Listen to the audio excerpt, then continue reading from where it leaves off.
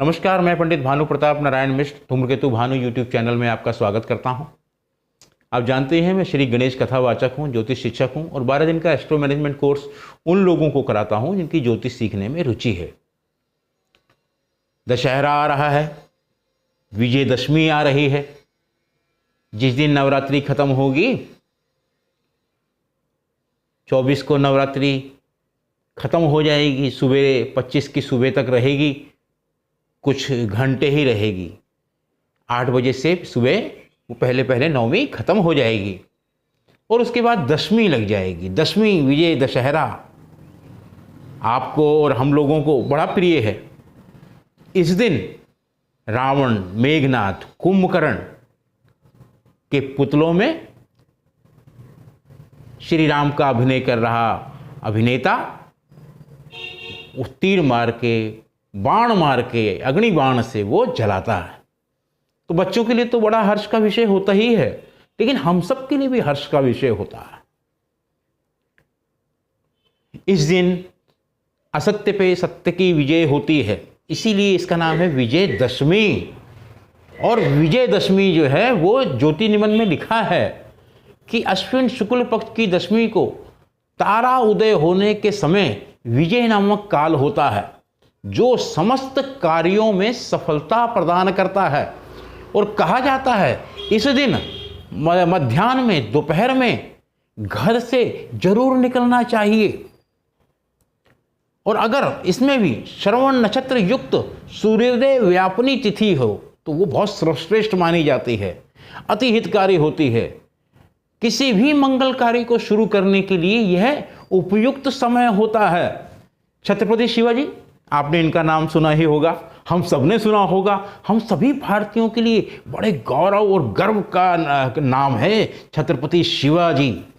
तो इन्होंने जब औरंगजेब से युद्ध करना था, तब विजयदशमी के दिन ही इन्होंने उस पर चढ़ाई की और शस्त्रों की पूजा, इनके पास हथियार हैं, वो लोग आज के दिन ही हथियारों की पूजा करते हैं। कहा जाता है अगर इस दिन नीलकंठ पक्षी जो हैं, अगर उनके दर्शन हो जाएं तो बहुत ही शुभ माना जाता है। क्या आपको कभी हुए हैं नीलकंठ पक्षी के दर्शन? क्योंकि नीलकंठ पक्षी जो है वो कहा जाता है कि वो एक तरीके से देवता ही है, और देवता जैसा आप जानते ही हैं बहुत मुश्किल से दर्शन देते हैं। तो विजयदशमी के दिन अगर नीलकंठ पक्षी के आपको दर्शन हो जाएं तो आप अपने आप को बड़ा भाग्यशाली समझिए। एक बार माता पार्वती ने भगवान शंकर से कहा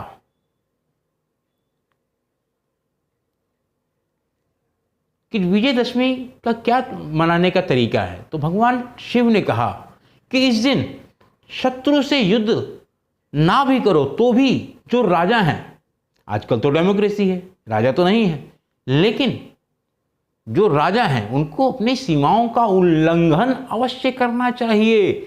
साथ ही संपूर्ण सेना को पूरी तरीके से हथियारों से लैस करके गाजे बाजे के साथ शमी वृक्ष, शमी आप जानते ही होंगे गणेश जी और शिव जी को बहुत प्रिय हैं, और अर्जुन जो नर के अवतार थे और नारायण श्री कृष्ण के साथ उन्होंने महाभारत युद्ध में अद्भुत कौशल दिखाया।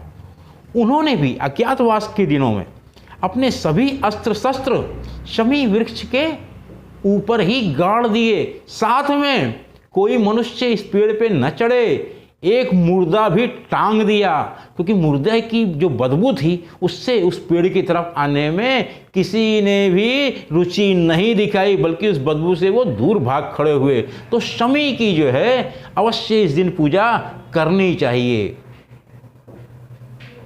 तो पार्वती जी इस विषय को सुनकर चौंकी।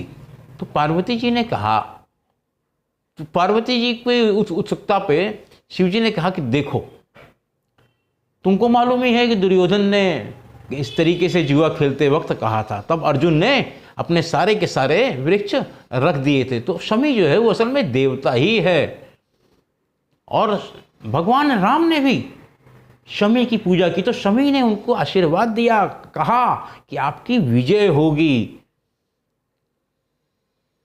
तो ये हमेशा ध्यान रखिए कि विजयदशमी मनाने का तरीका, अगर आपके पास हथियार हैं तो आप उनकी पूजा अवश्य करें और दोपहर में अवश्य घर से निकलें।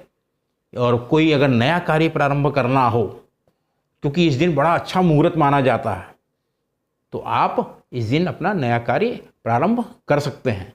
इस विषय में आपका कोई और सवाल हो तो आप, चैनल का टेलीफोन नंबर है 9810164171। धन्यवाद। जय गणेश।